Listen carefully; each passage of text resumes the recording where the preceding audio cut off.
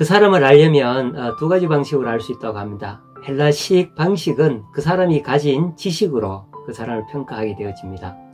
그 사람의 능력이나 기술 같은 것들 말이죠. 뭐 스펙을 쌓는 것은 그런 일 아니겠습니까? 저 사람이 도대체 무슨 능력이 있는가, 회사에서 꼭 필요한 사람인가, 그래서 이력서 같은 것들을 많이 봤습니다. 그런데요, 유대인들은 그렇게 사람을 평가하지 않습니다. 그 사람 곁에 누가 있느냐, 그의 부모, 그의 스승, 그의 친구가 누구냐에 따라서 평가합니다. 사실 우리는 주변에 좋은 사람을 두기를 원합니다만은 먼저 생각해야 될 것은 be a good man이라는 말대로 내가 좋은 사람이 되면 됩니다. 내가 참 착한 사람이 되고 도움이 되는 사람이 되어진다면 그것보다 더 좋은 것이 없겠지요. 우리가 이 세상을 살아가면서 세상을 향하여 두 팔을 벌려 포옹하고 품으려고 한다면 나는 참 좋은 사람이 될 수 있습니다.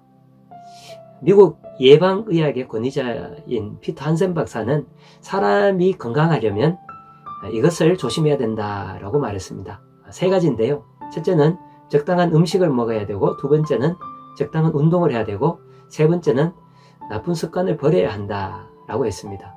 이것도 사실은 쉽지는 않습니다. 상식적인 이야기지만 누구나 다 아는 것 같지만 실천하기는 참 쉽지는 않은 것 같습니다. 그런데 한센 박사는 이것이 50%라고 했고요. 나머지 50%가 무엇이냐?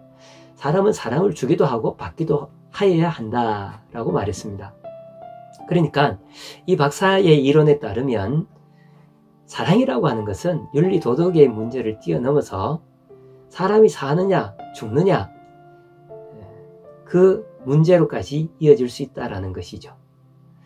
사람이 다 요즘은 웰빙 시대니까 건강하게 살기를 바라고 100세까지 건강하게 사는 것을 꿈꿉니다만은 그러려면 무엇보다도 사랑해야 된다라는 것이죠. 그러면 어떤 어려움도 역경도 죽음에 직면한 일이라 할지라도 넘어설 수 있다라는 것입니다. 미국 남북전쟁 때 부산병동에서 있었던 일입니다. 당시 대통령이었던 링컨이 병상에 방문하여서 병사들을 위로한 적들이 가끔 있었다고 하는데요. 한 번은 심한 부상에 이제 죽기 직전에 있는 병사를 만나게 되어집니다. 그때 그 병사를 만나서 대통령이 이런 말을 합니다. What can I do for you? 내가 당신을 위해서 무엇을 해드릴까요? 그랬더니 어머니께 편지를 한 통 써달라고 합니다. 불러드릴 테니까 좀 받아 적어줄 수 있겠느냐? 당연히 그렇게 하겠다라고.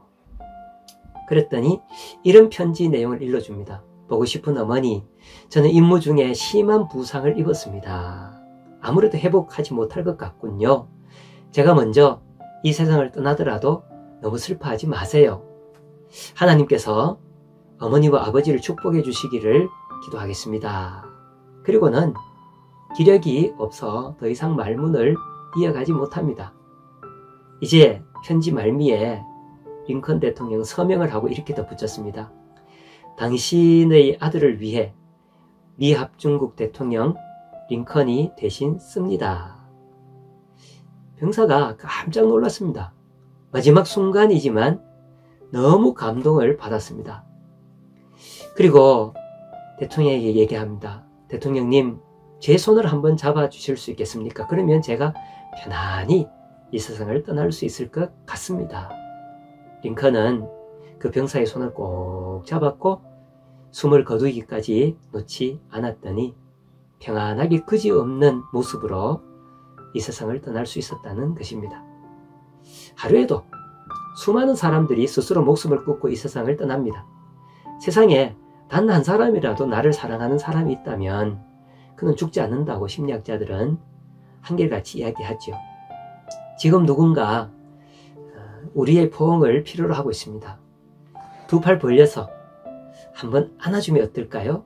나는 너에게, 너는 나에게 말입니다. 조금 더 아름다운 세상이 되어지지 않을까요?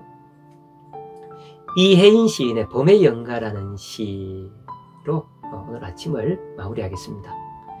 우리 서로 사랑하면 언제라도 봄, 겨울에도 봄, 여름에도 봄, 가을에도 봄. 우리 서로 사랑하면 살아서도 죽어서도 언제라도 봄.